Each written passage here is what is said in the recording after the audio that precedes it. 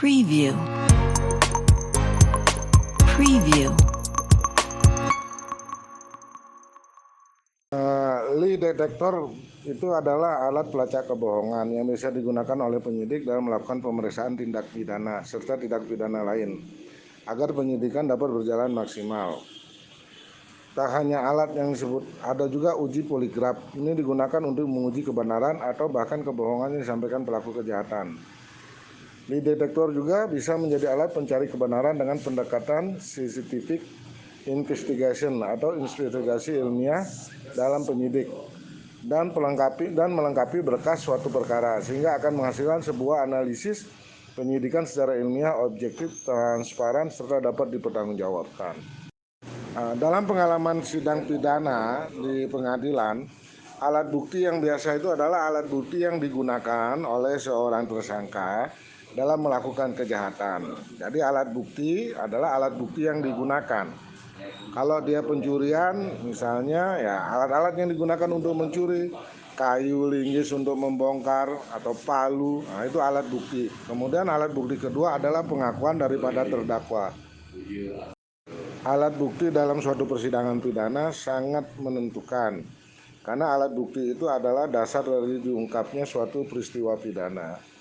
Alat bukti akan mengarah kepada tersangka dan kejahatan-kejahatan yang dilakukan. Kalau alat buktinya lemah, bisa membuat terdakwa lepas dari hukum, karena pembuktian itu tentu dengan dasar alat bukti. Tanpa adanya alat bukti yang kuat, maka dakwaan terhadap terdakwa itu atau tersangka akan lemah. Alat bukti perkara pidana sangat mempengaruhi hasil hukuman. Jelas, karena alat bukti yang kuat akan menguatkan peran fungsi terdakwa atau tersangka. Tanpa alat bukti yang kuat akan berpengaruh terhadap hukuman. Lie detektor menjadi alat bukti perkara pidana. Lie detektor itu sebagai alat pelengkap dalam mengungkap suatu kejahatan, karena lie detektor itu adalah alat deteksi kebohongan terhadap terdakwa. Dia tidak bisa dijadikan sebagai alat bukti, tapi lie detektor itu mengungkap suatu peristiwa perkara.